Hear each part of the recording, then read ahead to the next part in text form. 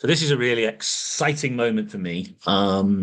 It's rekindling. I've been very much, as most people know who've been listening to the podcast, I've been rekindling my passion and love for the subject of ethics and sport. I really stumbled across ethics and philosophy of sport in my undergraduate degree.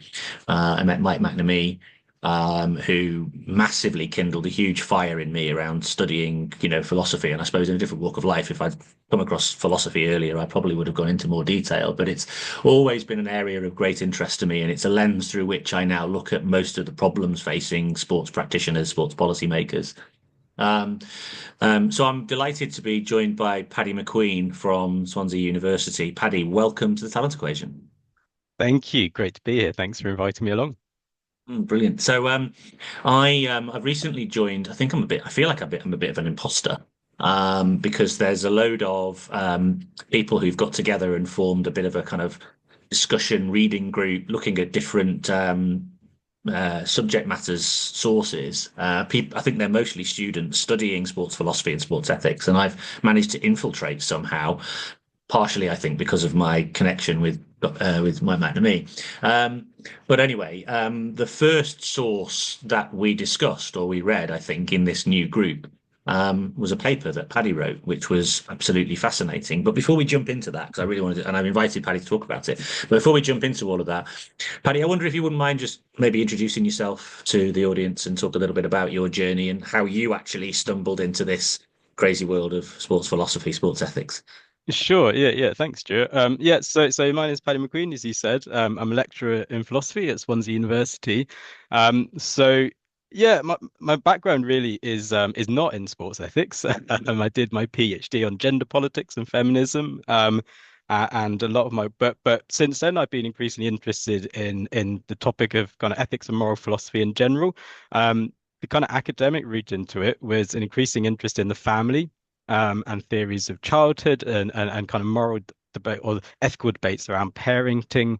And so that kind of led into this interest in this particular paper on kind of talented children, how we develop talent in children. So the kind of the scholarly journey into it was quite odd and almost sort of unexpected. I suppose a slight personal background.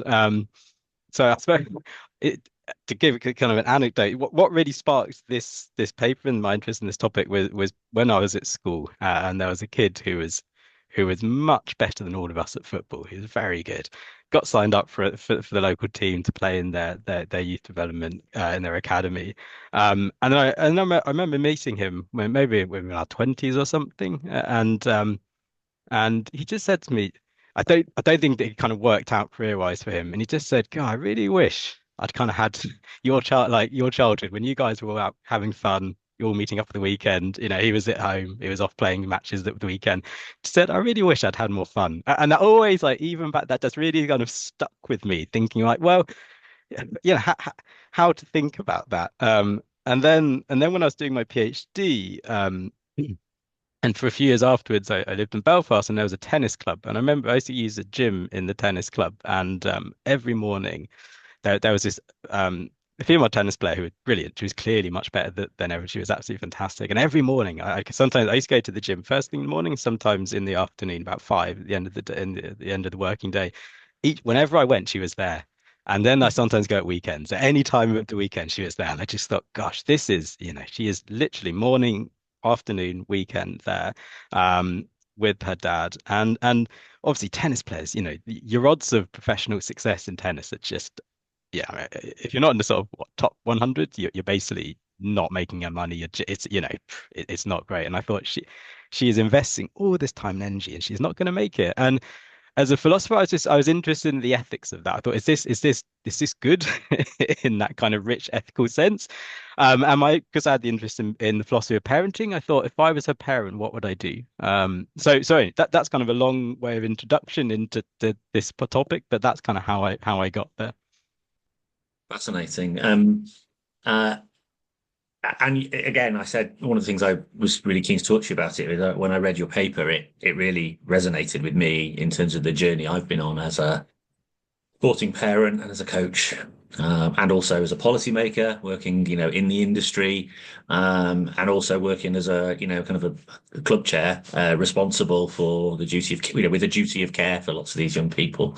And lots of the stuff I've been doing has been related to this area, raising questions, I suppose, about the relative value, I suppose, of various different aspects of sporting life. And, I guess to a certain extent, largely in this podcast, been championing a bit of an ethical crusade to ask questions around why we're doing things the way we're doing them, and if Mm. it's right that we are.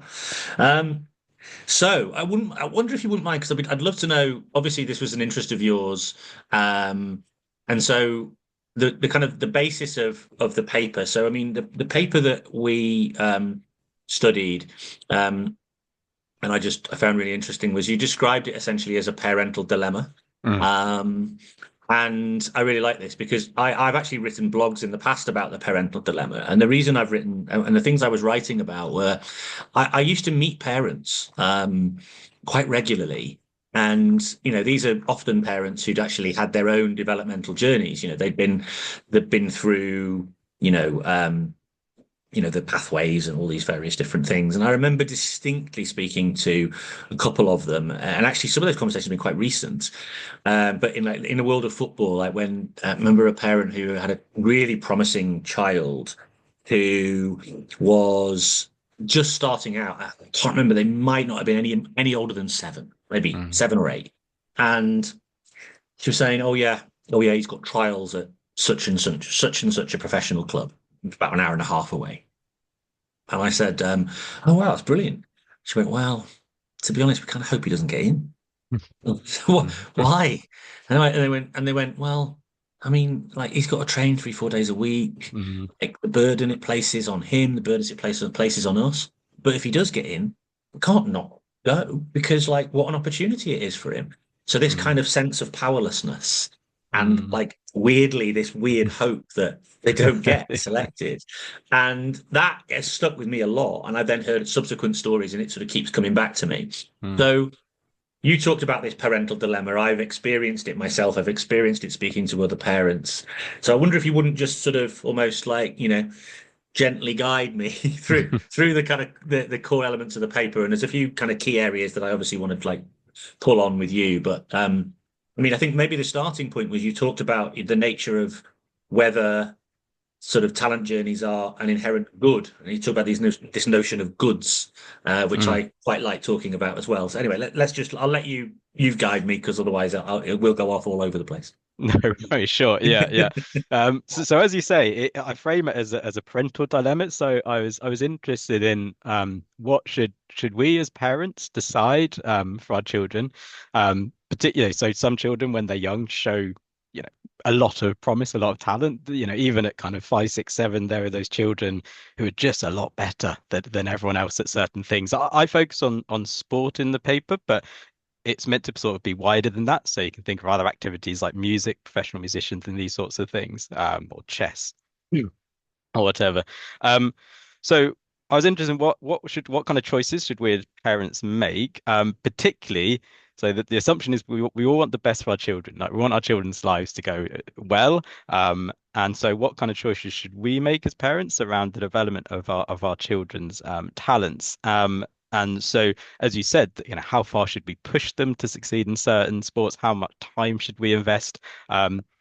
And I suppose that the philosophical kind of contribution I was trying to make was saying that the way we think about this is going to be really strongly shaped by what we think a good childhood is. So what should a childhood be like, ideally? Is there a kind of best form or type of childhood? And philosophers who work in this area typically talk about childhood goods, the goods that contribute towards a good childhood. So we could talk about that in a little bit, but so the first thing was to think about that, and then the second one was to think about how we think childhood in relation to adulthood. And again, there are different sort of philosophical theories about the relationship between being a child and being an adult. And for example, one of you might say, well, the whole purpose of being a child is just to become an adult. It's merely this kind of preparatory stage where you're simply this sort of undeveloped adult. And that view might lend itself to saying, well, we don't really care that much about childhood. What matters is the adult you become. So let's push for what we're focused on is that child succeeding as an adult, becoming, say, a professional footballer. We're not too worried about the costs or the impact on their childhood because that doesn't really matter. Um, a lot of philosophers have pushed back against that view recently and said, no, we need to understand that childhood is this unique and kind of intrinsically valuable stage that isn't, it's not just preparation for adulthood. It matters in and of its own right. And then there's questions about how do we weigh, a good childhood versus a good adulthood. So what does it mean for a childhood to be good? How does that weigh against a good adulthood? Um, so they were the kind of theoretical interests I was interested in, and then a lot of the paper is just looking at the demands and costs that developing children's talent imposes. So again, we can talk about some of that, but the significant we've already mentioned the significant time implications. But I was interested in picking out some other things. The impact on the parent-child relationship. How the child might view the parent if they're becoming more of a coach than a parent and thinking through that. So then it was thinking about the possible benefits in adulthood and weighing that against the kind of benefits and costs of childhood. So that was the main focus on the paper, and then just to the very end, I was then interested in stepping back a bit and saying, okay, that there's a question of what we want as parents for our children. There's also, I think, an interesting perspective that we as a society have. So I tried to sort of have a double dilemma. That there's the interest that parents have for making their child's lives as good as possible and how to think about that. But then I think we as a society have an interest in people being excellent. We have as a society, we want people to maximize their talent. It's great for us if we have these phenomenal athletes, these phenomenal musicians who have dedicated their entire lives to their sport or their activity or profession. So then so it's sort of a little stepping back and thinking about this, how society as a whole views the talent of the development of talent and how that might clash with the kind of ethical demands made on parents. And so then there was a question of how should we, as members of society and as parents, think about the kind of duties we have towards our children and how we should try and essentially, I suppose the fundamental question is to what extent should parents try to maximize their children's talent? And the paper was an attempt to think through the ethics of that. Yeah, I mean, there was so many elements to it, and I sort of one of the things that really struck me about the dilemma was when the way you framed it, and I think if I'm right, you used or at least there's a framing in the paper, um, where you talk about three views of sort of childhood. One Mm. was, which I think you just alluded to, the sapling view, the fruit view, and the caterpillar view. I mean, they caught I think in analogies anyway, so they caught my imagination straight away. But like, I wonder if you wouldn't mind just kind of like explaining those a little bit more, and then we can use those as a bit of a framing to talk about this. Sure. Yeah, yeah. So I have to credit a philosopher called Patrick Tomlin with this. So he has a really nice paper on how we think about children's well-being and what a good childhood is. And he develops these three, these like kind of metaphors or analogies for childhood. So as you say, he first identifies the sapling view, which sees the child as a sort of just undeveloped adult, and the process of childhood is simply developing the child into being a kind of good or flourishing adult. So childhood is this purely sort of instrumental phase towards childhood. It doesn't really have much value in its own right. It's just so we see the child as it's just a sort of undeveloped adult. And then the fruit view, trying to get this right. So that's sapling view. So and the sapling view would tend to see adulthood as inferior. Sorry, childhood is inferior to adulthood. So the fruit view would tend to go the other way. Um, Let me get this right. So the fruit view, this is terrible. I should know this. So the fruit view would see them as fundamentally, that's it. So the fruit view would see childhood as superior to adulthood. So there's something kind of wonderful and beautiful and precious and amazing about childhood. And then the shift into adulthood is a sort of less good phase. So in the way that fruit rots, it starts off lovely, and then as it gets older, it sort of rots. So there's something sort of less desirable about adulthood than about childhood. And then the third view is the caterpillar view, and the caterpillar view says that these are simply completely distinct phases. Just as the caterpillar turns into a butterfly, these are kind of fundamentally different entities, as it were.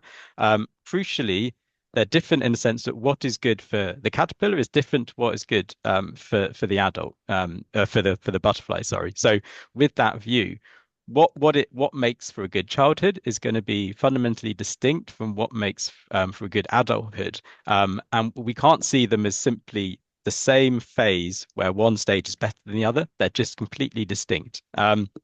So those are the three views, and I think that the view which depending on which view you adopt, you'll have a different perspective, or you'll think through the ethics of talent development and particularly talent maximization in children quite differently. And I really liked this, and this is one of the reasons why I really wanted to sort of communicate this to other people. Um, so I think so. Well, firstly, I hadn't thought about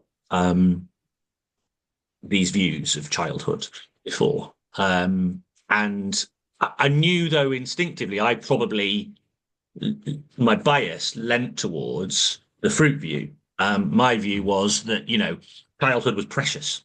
I was very fortunate to have, a really wonderful childhood, where I, traveled the world and explored different cultures, and in through exploring different cultures, particularly indigenous cultures in Africa and Papua New Guinea and places like that, learned a lot about free play as a big part Mm, of childhood. And I got some very strong memories, but sort of like the strong memories I have, for example, were the kinds of toys that would be fashioned. So obviously, it's a very expat Western society with, melting pot of expats from all over the place. And when you're mixing with kids from the indigenous populations, you'd see what they played with and how they played and the things that they used to play. And they didn't have the sort of Western toys that we had, and those sorts of things that are provided to play with. They had like things that were fashioned, so things on sticks that made a kind of rudimentary like unicycle, but not a unicycle that you would ride, one that you would push. But like it was a fascinating thing. And we, as Western kids, were way more attracted to these kind of individually fashioned toys than the ones that we were given that were sort of had this sort of like singular use, because there was so much more creativity. mm, And then also the other sorts of things around games and play and being outdoors. So anyway, so I always probably, I think, have had a bias around how childhood was so precious, and I've always had a big driver to protect my children's childhood and not to kind of insert myself into, because I've worked in talent development and coaching and all that sort of stuff, and learned a lot through the years. And actually, quite often now, I spend my time apologizing to anybody that I might have coached in the early days because of all the mistakes that I made. But so I didn't want in my zeal and passion and drive to sort of, support the development of potential, to sort of allow that sort of adultified notion, which is probably more the sapling view. This is about preparation for mm. some kind of amazing life you're going to lead as an Olympian or whatever it Yeah, might yeah. be. I was always kind of, but instinctively, I've always been wanting to find the kind of the sweet spot. That what's the happy medium? There must be a way of, you know, supporting somebody on a journey of self-actualization without without sort of having to them sacrifice Mm, what is a really really important part of growing up. And my biggest fear, and I always, these are the kitchen table conversations I would have with my wife, were my biggest fear. I distinctly remember her one day saying, given what you know about coaching and talent development, shouldn't they be better than they are? And we had to have a discussion about that. And I had to say, well, yes, but my biggest fear is that we'll grow up and as you often see in the world of elite sport, where parental relationships completely fragment and break down, Mm, or the individual who sacrificed their entire childhood, kind of falls to pieces in adulthood, and completely loses, in lots and lots of aspects of or examples of childhood prodigies where that happens. And so, my biggest fear was something like that occurring. mm, And so I was, if anything, more as hands off as I could be, and much more about the creation of environments that were playful and enjoyable and fun. And my bias is still there, partially based on the idea that you can't support the development of a child that doesn't come back because they don't enjoy it. mm, So I've always been in that space of wanting to keep the sports experience precious and mm, as much as possible in line for what young people would want to do themselves, make it as playful as it can be. But then the caterpillar view then sort of is an attractive one for me now because I've been searching for that view, I suppose, which mm, is this idea that actually both phases of development are inherently valuable. What we're trying to do as much as possible is to understand them as being inherently valuable and good, and then maximize them in mm, whatever way possible. It opens up some other discussions, obviously, and this is one of the reasons it's a fascinating paper. But the view itself is interesting because I wonder sometimes if people uncritically, because of the way the environment and the system and the messaging of the system, the implicit messaging of the system, that you need to be part of the pre-academy and these sorts of environments and things like that, where there's these subtle messages being sent to parents in particular that actually what you do now is critical if they're going to make it in the mm, future. mm, And to a certain extent, they're not necessarily then thinking about what is right for mm, or what is good for my child, because this is a precious moment. So I think they're mm, being sucked into the sapling view without realizing it, perhaps. mm.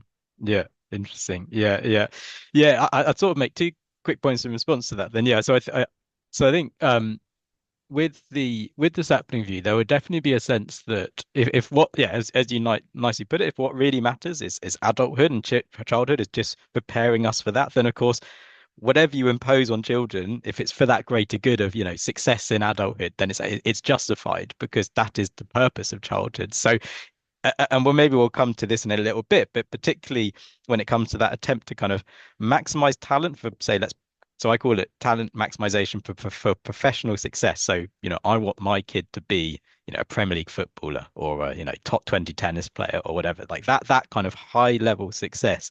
The amount of sacrifice in childhood just seems to me huge. And we can kind of, in a sense, you would have a better view of that as being on the ground, but from what I can tell and from what I can read, it's massive. And that level of sacrifice, if childhood is simply a preparation for adulthood, then it doesn't matter, or it's justified because the whole point, in the sense, of childhood is just being successful adults.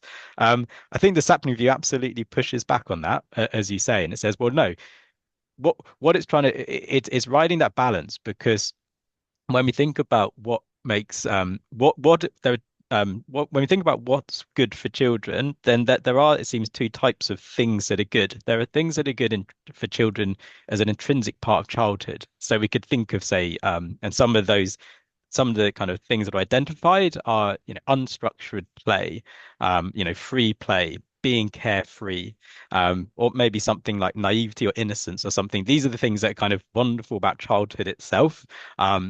But then there are also things that are good for children, not necessarily that they benefit them in themselves, but they're good for children because they will become adults. So there is, we have to recognize that, of course, one day they will be adults. So we need to so we do impose things on children. It might be best for children as children just to eat like sweets all day long, but of course we don't. We impose the kind of mild cost of, no, you will eat broccoli and other stuff because that you will be help it will help you develop in, or you'll go to school. I'm sure childhood would be far more enjoyable if you're just, climbing trees all day. But actually, as you get older, yep, you have to study. So there's the caterpillar view is trying to emphasize the importance of the balance between, okay, we do want to make sure that children have things that are intrinsically good for them as children, but some of those things will push against being kind of successful adults or flourishing in adulthood.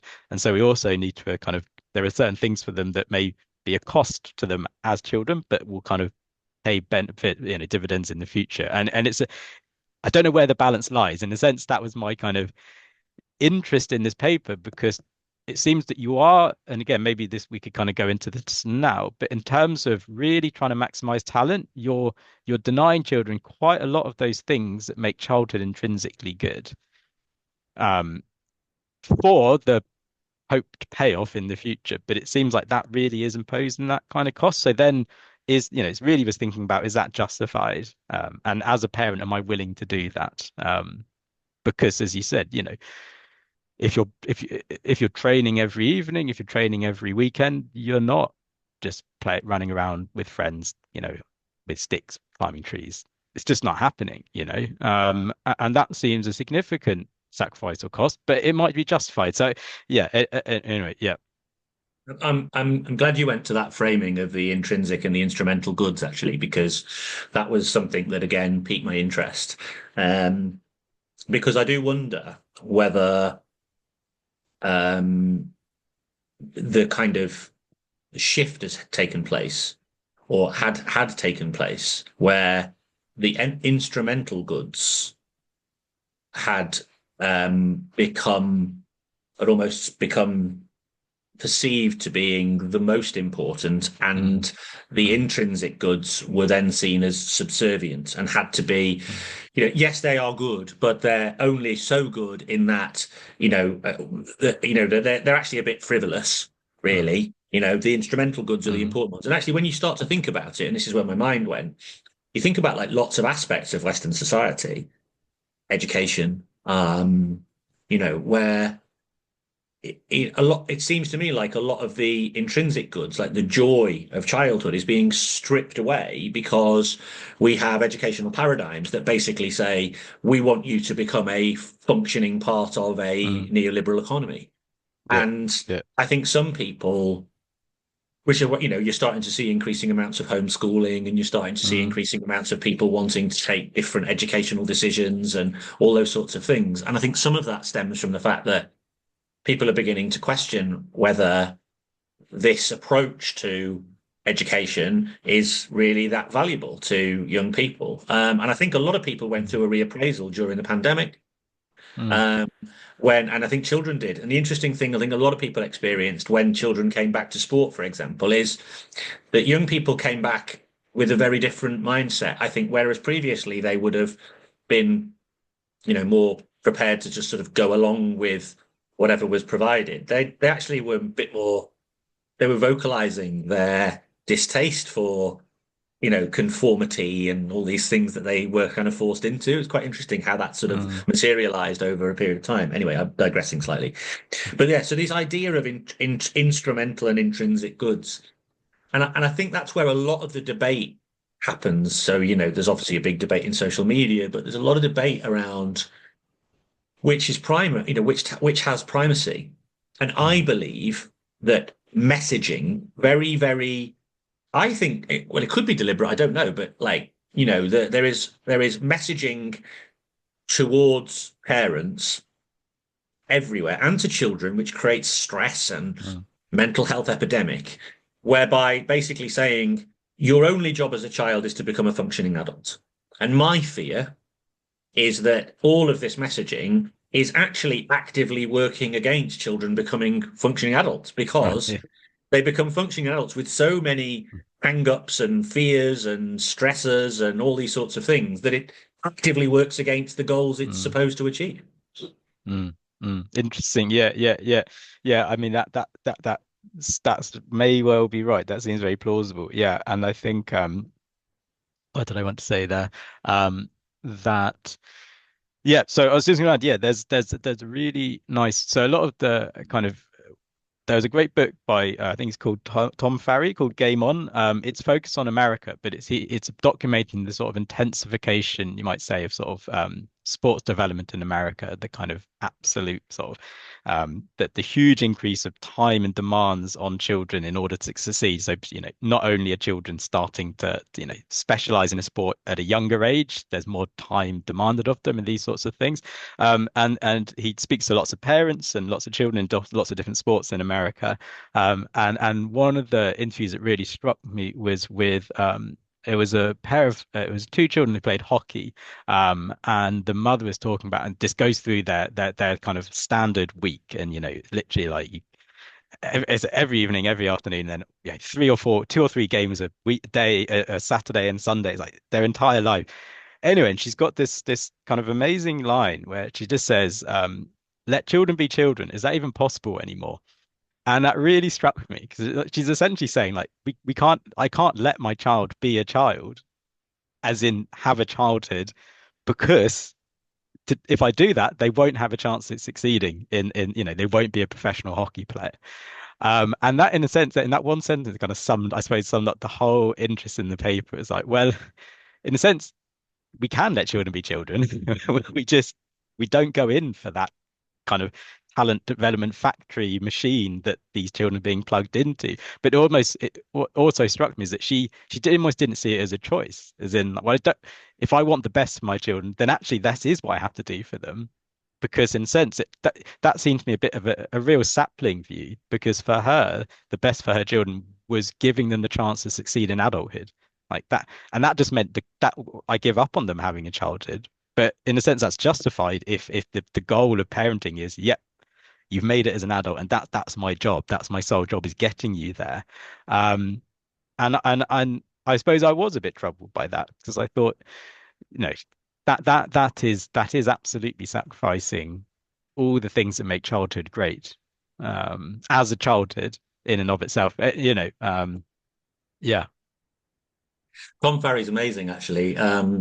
He set up something called well, no, he works at the Aspen Institute and set up something called Project Play, and managed to build together like a coalition of organizations. I mean, we're talking hundreds who kind of signed up across the states to like kind of buy into this sort of manifesto that he created, which was around bringing play back to the Mm, sports experience for young people, which is really interesting. I was very influenced by what Tom did with Project Play. And so when I was at Sport England, I'd always had this goal of trying to create a some form of a campaign that would maybe advocate for an alternative view, probably more the mm. fruit view, maybe, or even the caterpillar view.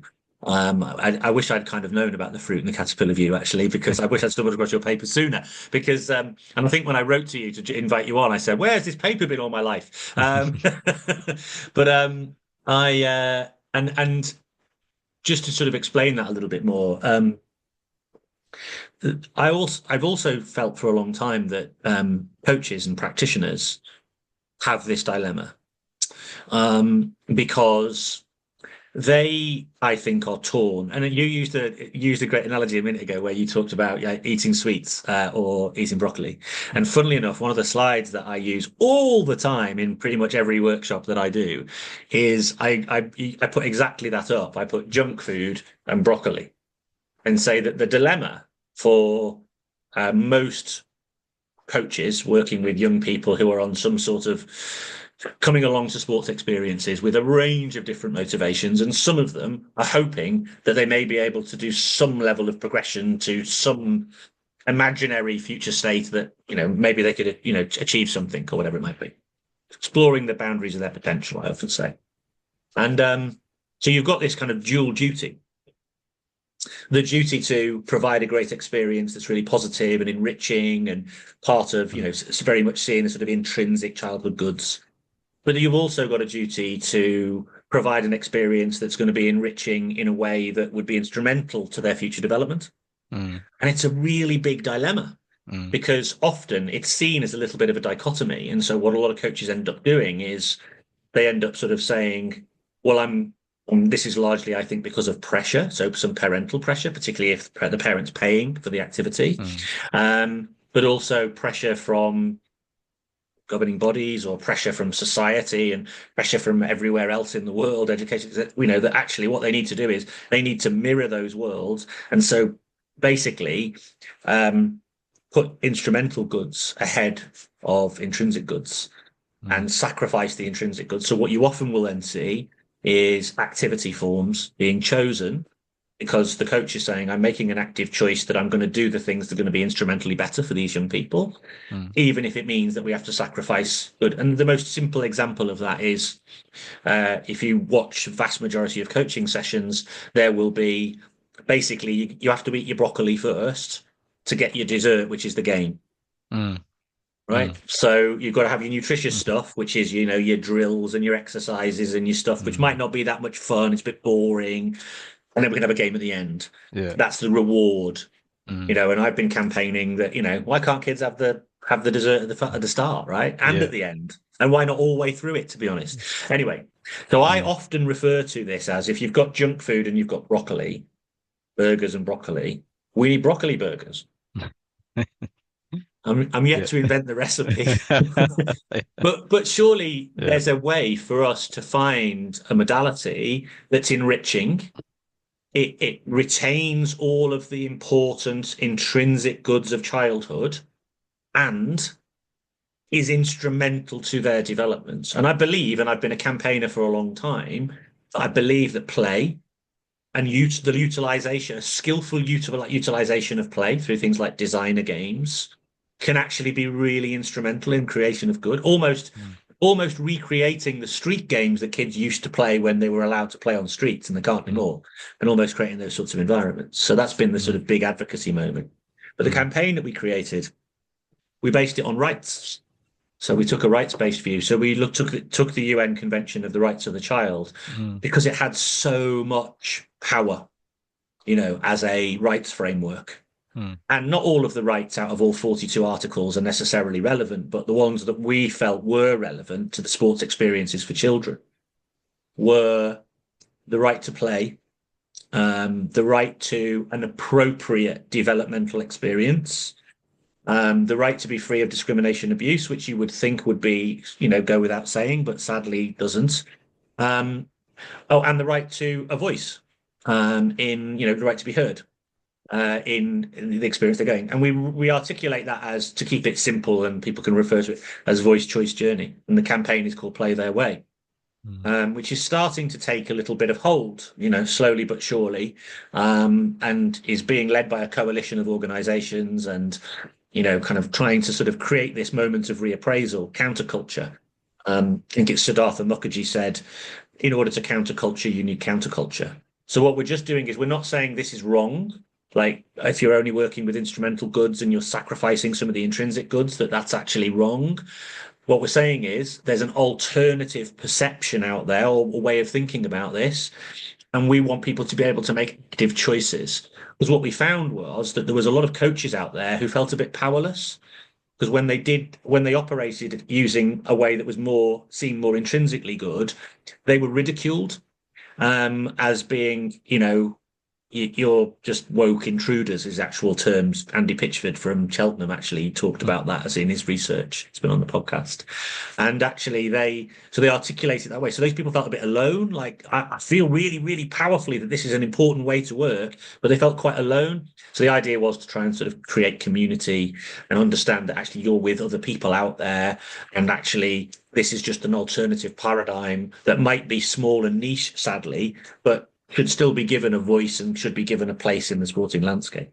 Sorry, rambling on forever, but just thought it might be useful to understand that backdrop.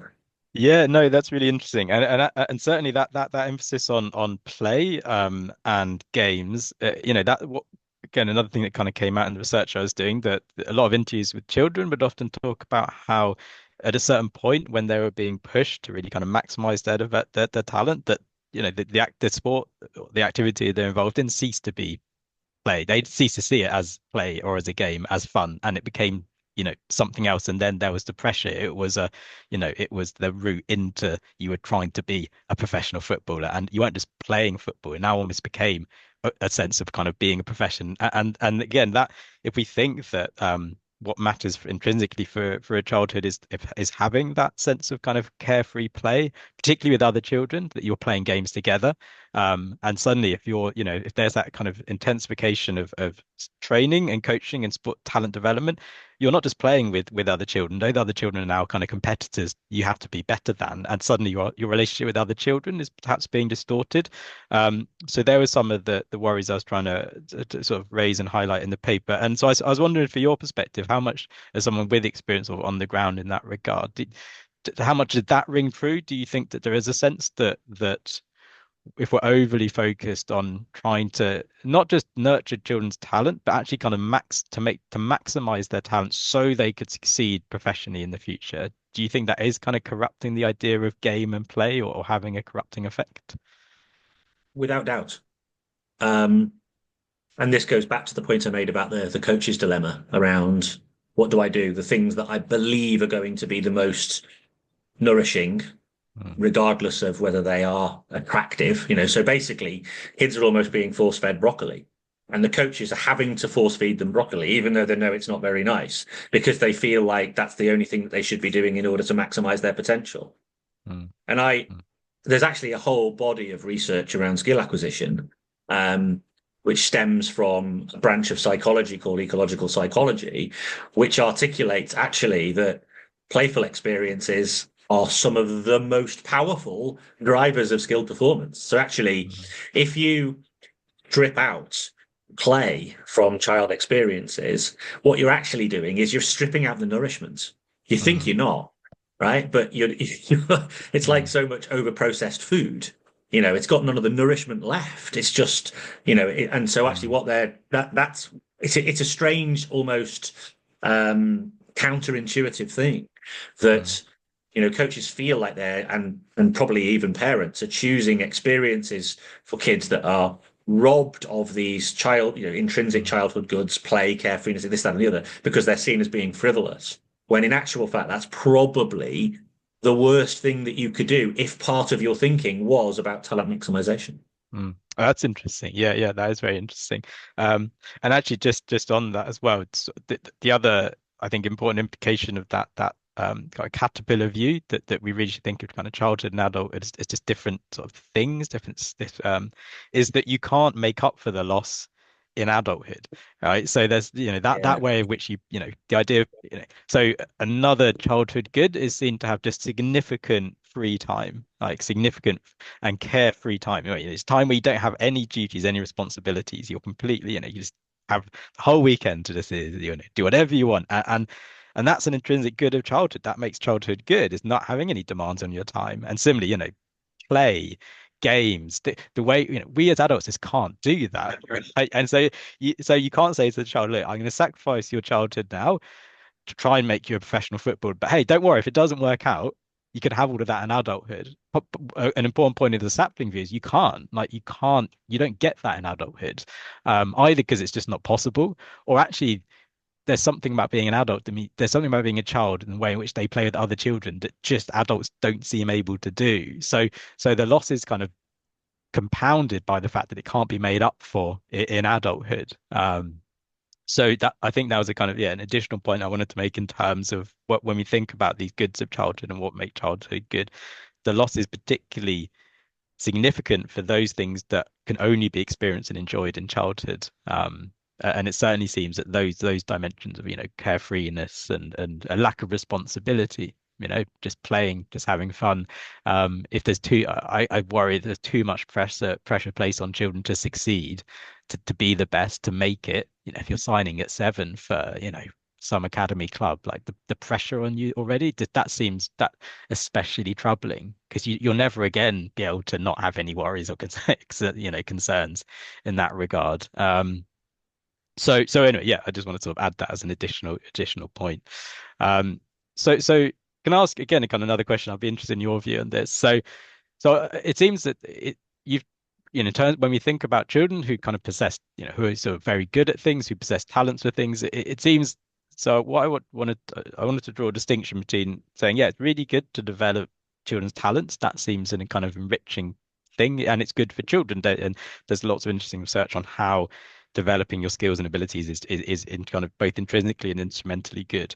Um, It seemed that there's that tipping point where it ceases to be about a child developing their talents to become, in a sense, to develop themselves as they are, to become good at what they can be good at, versus that more focused, intensified form of talent development, where the purpose is not, in a sense, to develop the child, but for the child to succeed in adulthood. The kind of lens is on we're trying to develop you to be the best you can, not simply be the best you can, but simply to be the best, to be better than everyone else. So you'll then, get your professional contract when you're 18 or whatever. You'll be the next Trent Alexander-Arnold or something like that. Um, and it seems to me there's a what I don't want to be seen as being anti-talent development. That seems really important. Like it's great for children to, become very good at stuff. That's both, it's intrinsically rewarding to be really good at an activity. There are also good social benefits. It's, gives you a social sense of self-esteem and these sorts of things. But it seems that we're really at a point where we would I suppose yeah, the ultimate worry I had was that really we're in a point where that's gone so far that so many parents are so focused on children not just developing themselves but succeeding, where success is defined by becoming a professional athlete, becoming a professional sports person. Um, so I suppose, yeah, what one is just to kind of clarify. I'm not trying to be anti talent development, but I suppose how do you protect that, or how can we ward off the kind of more detrimental talent maximization, you might say, from beneficial, really valuable talent development? Does that make sense as a question? Yeah, yeah, completely. And I feel like there's a series of podcasts to unlock this one. But I suppose my immediate response is, so I run a podcast and a consultancy that is pretty much focused on answering that question, and has been and that's really been that sort of exploratory journey that I've been on for a number of years. Some of that stems from the fact that I was placed in this situation myself. So I distinctly remember a number of years ago, the governing body within field hockey in the UK, in England, created a new talent framework. And part of that was they had all these sort of what they call junior development centres. And in these junior development centres, young people would arrive and they would spend hours and hours and hours lined up in queues, waiting for their turn to perform a technically perfect movement over and over again round cones. So, very little play. Mm. It was purely and simply about, maximizing technical execution. And the idea was this was the entry point to the talent pathway. And we were putting fundamental, they called them skills. They weren't skills, they were techniques, fundamental techniques in place that were then going to be the building blocks for future expert performance. And I didn't know at the time that that's what was happening in these environments, but I kind of signed up and said, yes, I'll help out in this talent pathway. And I went to one session and said, if this is what we're doing here, I'm not going to carry on doing this because it's horrendous for them and it's equally horrendous for me. I can't watch them doing it. And I find it tedious. So it's like a double whammy for me. It was like, every single red flag was going on, So, and I opted out at that point. And then years later, I re-entered the talent pathway at a little bit higher up the chain, but largely because the philosophy had shifted away from this sort of factory, industrialized, factory farm style of skill development to much more of a enriching, exploratory, kind of strengths-based, used for talent maximization. But it was really about saying, how do we help you as a group of individuals to individually maximize your capability by creating safe to fail environments where you're free to experiment Well, you may not have that in a selective environment or in a schooling environment where, results matter and all that sort of stuff. You may not get that experience. We're going to provide an experience in the talent system where you genuinely have that freedom. And that was some of the most enriching coaching I've ever done. And I hope, and I like to think that the young people who were part of that environment really benefited from it as well.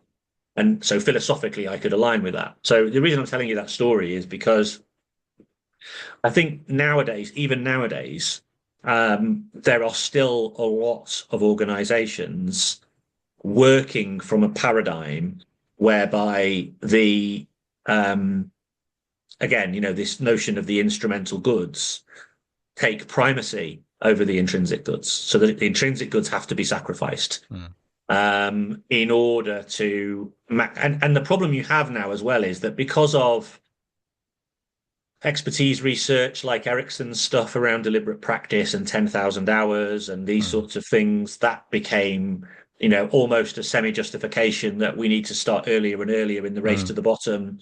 Yeah. And children who are still thinking about, what the Easter Bunny might bring them in a few weeks' time are being asked to, essentially enter workhouses and to commit, so Mm. and they travel distance. So they're becoming experts at traveling in cars.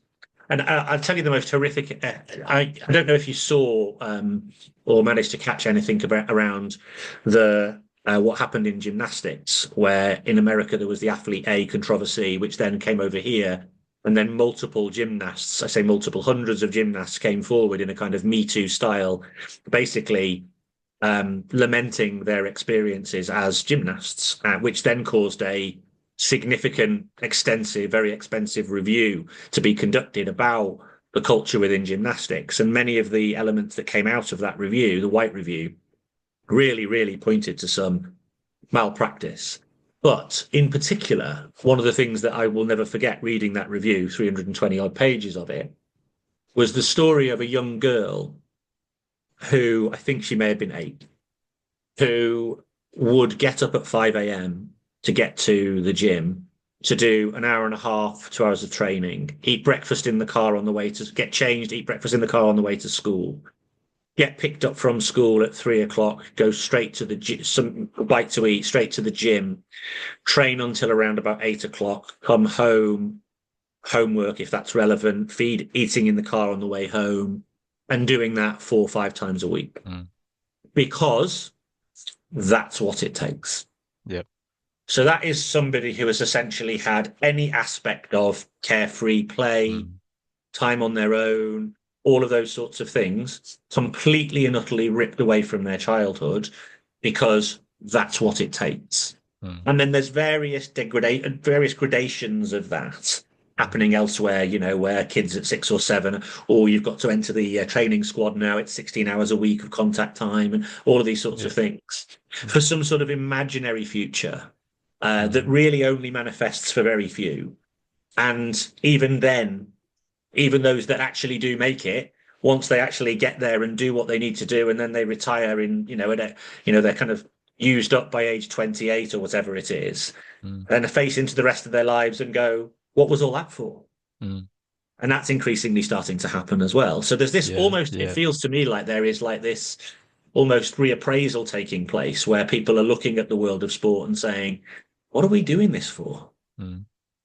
Yeah. Yeah. Yeah. Yeah. Absolutely. I mean, there are so many, I think, kind of extreme and deeply troubling examples of that. Like I think I was reading in America, they have kind of international golf competitions, under fives, under sixes. There was a family from China that brought their kid over, like 6 or 7, to spend the summer just playing the golf circuit. And you think, there's you don't, so many parents are like, we don't have holidays, like we can't have holidays. That's time. And if we do go away, it's all built around continuing the training process. So, Yeah. you think so I suppose, yeah, a little part of me just think, gosh, these poor children, they're just being put through this kind of machine of kind of coaching development for this promised goal of, and I suppose I suppose in a sense, trying to understand from the parental perspective, and this is why I did try and frame it as a dilemma, that of course you can see, we see, professional footballers, and they earn insane, incomprehensible amounts of money. They have fame, status. They have, from a certain perspective, they have everything you could want from adulthood. So that is the kind of carrot. That's the lure, isn't it? That you think your child could be the next whoever. Um, and in sense part so that I start the paper. There's a really fascinating interview with Trent Alexander-Arnold in the Guardian newspaper that came out a few years ago, and he was actually trying to, a part of the interview was to highlight the impact on children who don't make it. So he talks about lots of the kids that he went through, the Liverpool Academy with, who even at 12, 13 were much better than him. And then because in a sense it seems like talent development is a bit unpredictable, then they didn't make it, they dropped out. And he was trying to say, look, we never, there's a kind of visibility problem here, that we only see the successful one, right? So of course we only see the athletes who make it, or the sports people who make it, and as a parent you might think, God, that looks pretty nice for my kid, like that looks really tempting. What you don't see is the 99.9% of people who don't make it. And that, again, that problem of, you sacrifice everything, you hit 18, you don't get a contract, you drop out, or you maybe get a contract for a year, get an injury or something. By 1920, where are you? What, you've lost everything. You haven't got, and so another thing I go through in the paper is just the sheer improbability of success. Like just of course, there's probably a slight kind of, everyone thinks that every parent probably thinks their child is a bit better than other children. We all like to think that, everyone thinks they're a better driver than everyone else. Everyone thinks their child is a bit more talented than everyone else. So of course there's that almost unconscious or like bias towards your own kids. Of course you think they could make it. And again, I was trying to say, well, even if you think that, like the sacrifice you're making is not only really great in and of itself, but the probability of that paying off, it's infinitesimally small. Again, to really sort of, not to say that it's wrong if you do that, but I just think if you're going to push your kid through that route, you should at least be, as you should be aware of the odds of success and these sorts of things. That it's just statistically not going to happen, even if they're brilliant. Well, and also, it's a gold rush. Everybody thinks they're going to find the mine with all the gold in it. So because the rewards are seemingly so huge, so for some people the rewards are so huge that the process has it overrides any other aspects, and it's the economics of it that are a huge driver, particularly, and this is the worst bit about it, the more vulnerable you are as a family, the more likely you're going to be drawn into this world. And it's one of the reasons why this whole podcast exists, to be able to take great, writing like yours and make it more accessible to people who would otherwise maybe not come across it. And I work in this field and I hadn't come across it. So of course I want to make sure more people can hear about it and share it with others, which is why people who are listening to this podcast should like and subscribe and share this to everybody else, he says, doing a quick plug. What I was going to say was, I think the challenge, I think, for me is that it goes back to your point. We're not anti-talent development. We're not anti-talent maximization. There is an intrinsic good in stretching yourself and challenging yourself and trying to see how good you can become at something and exploring that whilst you're in childhood and you have the opportunity to do that, genuine opportunity for exploration and to to do all those sorts of things. And if you have the resources available to you, then that's even better, and all those sorts of things. So there's nothing inherently wrong with exploring the boundaries of your potential. It's how you do it that matters. And that's what and the problem you see, is because there's a lack of understanding and education amongst practitioners, amongst policymakers, and amongst parents themselves. And there's a lack of criticality in terms of the way they think. There's no thinking tools, which is one of the things I really like about paper. It gives you thinking tools in the form of metaphors, to say, look, make an active choice. And I've always said this about like talent selection and talent, environments. You want parents and young people to have a voice and a choice in their journey, going back to voice choice journey, at every stage of your talent journey. If they actively, with all the information in front of them, say, we want to go down this route, I think you make reference to the tiger mother in the paper, don't you? Oh The yes, yeah, parent yeah, whose view is, it's all yeah. about, this sort of stuff. If that's your, I'm not going to moralize about a parent's worldview around what they believe is good for them and their children and their family and all those sorts of things. That's not my job. My job is to make them aware of the potential outcomes of particular choices so that they can navigate that with as much skill as they possibly can. Um, and that's, and so that's I guess the point of this conversation, which is to say there are ways of doing this, all with their pros and cons, all with difficulties and challenges. There's no one way for every single person. Just be mindful of the fact that there are a number of ways of thinking about it that probably will help you as navigational tools as you go down this journey, because otherwise you're just going to get buffeted around by the winds of change and you're powerless. And this is about putting more agency and power back in the hands of young people and their parents. Mm, mm. Great. Yeah, yeah, yeah. No, I mean, yeah, in many ways, I couldn't agree more. Could I would pick up one small point just out of interest and sort of not necessarily to kind of disagree, but just to kind of push a little bit. So you did mention kind of talent maximization and that, it's not being against that. I suppose I do have a very kind of social cultural worry about this idea of maximization, that it can lend itself to a kind of so it can lend itself to maybe an over focus on one particular thing. So like you're very good at playing the piano, and my purpose as a parent is to help you maximize that. And I think, well, actually, it's all right just to be pretty good. Like it's all right just to do pretty well. I'm sort of slightly critical in the paper of this focus on maximization, because it lends itself too much to a kind of over demandingness, or that should be that, if you haven't maximized, you've failed in some way, or you've not succeeded. And I think maybe it's about kind of trying to push back a little bit on that and say, yeah, no, it's great to develop, but let's not think about that, because in a sense that there could always be a sense, but you could always be a bit better. Like you could always push yourself a bit more. You could always practice a bit harder, no. And I think at some point we say, yeah, you can. Maybe it's better to be, to a certain extent, there's that, jack of all trades, master of none. Like maybe that is not a bad thing. Like it's all right to say, fine, I'll be pretty good at that, but I'm also quite good at this. So I suppose, yeah, I worry the way in which a focus on maximization can lend to a kind of, you might call it like a monomania, a focus on one thing and one thing alone. That's your that's your talent. You are brilliant at football, and there you go. Maybe very good at lots of things is fine. That's a good point. And jack of all trades, master of none is pretty much the best way to describe me in every facet of my life.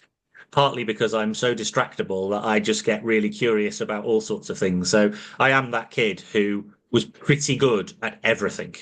Mm. But never very good at anything. Mm. It's true. I describe myself as a neo generalist now in my other life, because I've just got so many interests, and I just almost Mm. can't stay focused enough long enough on any one. Mm. So I'm with you on the idea of this sort of more holistic view, and also it actually doesn't serve you that well.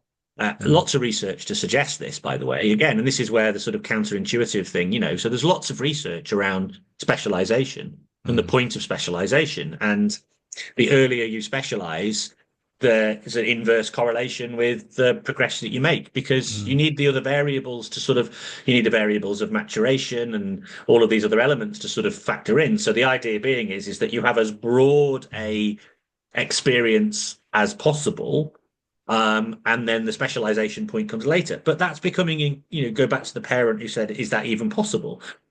It's extremely difficult to not hyper specialize, Mm. because all the systems are forcing you to. Yeah.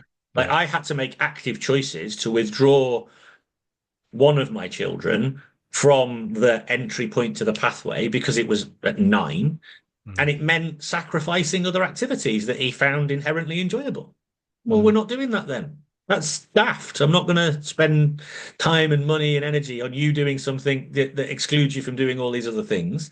Now, that may have been, that for all I know, and I've got no outcomes, may be detrimental, in terms of his development. And it's definitely true in some respects because being in the pathway gives you more resources, gives you more support, gives you more maximization possibilities. It means you're in the shop window and people are seeing you and clocking you and moving you up the journey. And so the Matthew effect kicks in. And so I'm a big advocate to actually, if I had a magic wand, I would say no talent system entry points should be allowed until at least some point in post maturation. Mm, When young people have entered secondary school, they've started to make choices about career, options mm, and things like that. So it seems like a point in time where they are capable of making some more active choices about how they want to apportion their time. I mm, was very proud of some work we did in England Rugby, actually, where we actually did a talent consensus statement using an approach that the world of medicine and medical ethics utilizes. And actually, off the back of that, a policy decision was made that the entry point to the talent pathway was going to be 14. mm. And still not quite post maturation, but certainly closer to it.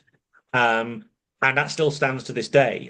So I was really proud of some stuff that we did there, which was going against the grain because rugby was going down that race to the bottom world as Mm. well. Yeah. And so I think weirdly, I think there are some policy shifts that could be made by sporting organisations that would really help parents with some of the dilemma. Mm. Yeah. Yeah, if that makes sense at all. No, absolutely. And I think that's really important that, in a sense that the solution is not just for parents to make different choices, but for the context in which they're making those choices to change. Because as you say, whilst we have this real kind of arms race to the bottom, they must start younger and train harder and da. And if you don't do that, you're failing as a parent. But in a sense, of course, within that system, you are within the terms of the system, you are. If so in a sense, you're right. It's not as much as I called it a parental dilemma. It's clearly a social dilemma, and the way of helping or dissolving the parental dilemma is to change the context of choice. And yeah, as you say, there is that there does seem an important pushback on that idea of specialization, younger and more intense. Yeah, you mentioned that the tiger mother, and obviously a lot you'll know as well as anyone, like a lot of that goes, yeah, that model of Tiger Woods that age 2 he's being put in his high chair and watching his dad just do golf swings by age 3. It's like if you're not doing that, there's that weird narrative. You're not doing that, then you've ruined their chances. Like that's it, they'll never make it. And that just seems false. And as I can understand, just a misunderstanding of actually how children develop sporting abilities or other things. It's not as if you haven't turned the tap on by 3 or 4, it's like it's never, that's it. But that's a really dominant narrative, it seems. That It once is. parents buy into, then that's it. They're kind of trapped in that perspective of, well, if I don't do this, I'm failing them. And I suppose again, part of the paper is to say, well, if you don't do that, you're certainly not failing them as children. You know, if you're Yeah. going for that other route of no, like just play, just don't worry about it. Do whatever you want. You're 3 or 4 years old. You may worry you're failing them as adults and denying them that singular opportunity of success, but I think that's all also false. That if they don't start playing till 7 or 8 or 9, they could still make it. I think that idea of talent development is probably wrong. But as I say, you're certainly not failing them as children if you don't go for that route. 100%. And again, that goes back to this point that I made around sort of what was my guide. Mm, My guide was I would rather fail them in achieving whatever this thing could be, than fail them in their childhood. That was my calculus. mm, Um, and Interestingly, though, I worked in golf for about 8 years, and I was doing talent development in golf, sort of where I started my kind of career a little bit mm, in talent space. And there's some interesting stuff about Tiger and that people don't necessarily know. So you're right. This sort of media narrative is a really, really powerful. So the story of the prodigy, the phenom, is so powerful, so alluring. The media jump on it, and it becomes almost like self-fulfilling, extremely difficult to push against. Becomes culturally resilient. But so what people don't know about Tiger's upbringing was it was a broccoli burger. So Earl knew enough for whatever reason to find the right coach for his what he considered to be his prodigious son, and took him to a guy called Rudy Duran. And Rudy Duran, who I got to meet, and I asked him a couple of questions very deliberately at this particular seminar that he was running. So Rudy Duran ran a golf facility. He was a coach and he ran the golf facility, and it was an 18-hole par three golf facility, and he was able to sort of block out the course in the mornings to be able to do lessons. And what Tiger had was Tiger would play golf with Rudy Duran and Earl every Saturday morning. So they'd play 18 holes. And what Rudy would do, this is his description, he said he would wait for the coachable moments. So he would see something that Tiger struggled to do, and then they would have a coachable moment. And I said to him, so how much time did you spend like on the range working on his swing and stuff? And how much time did you spend on the course? And he said it was like 85% of the time was on the golf course. We only ever went to the range if we found something on the golf course that Tiger wanted to be able to try and get better at because he had the rage to master. And then he would then Rudy then would go and work on the range on this particular problem. That is the absolute inverse of the vast majority of young people's golfing experiences, where they would start in a environment learning swings and techniques, and then they'd go and play golf much, much, much later. And so what Tiger had the benefit of was playing golf, learning the game with somebody as a guide, not providing him with lots of technical information, but giving him guidance as and when it needed, and then working on technicalities because there was a problem that emerged in the environment. So it was play. Mm-hmm. They had a playful, from the age of about 5 to the age of 9, 10, he played golf with somebody guiding his journey, somebody who was skillful enough to know not to get in the way. Like, it's the ideal model, really, of childhood development. Now, it just so happens that then translates into then a whole load of other things, and it manifests itself in a whole load of experiences for Tiger himself that have been really, really detrimental to the rest of his life. And that's partly just to do with the whole industry that built up. But nonetheless, that's a story that people don't realize. So if you want the example of you've got to start with serious training at the age of 3 and 4 in order to make it. Actually, playful experiences at the ages of 4, 5, and 6 are probably the most important thing that you can provide for your child if part of what you're thinking is, let's see how far they can go in this domain. Interesting. Yeah.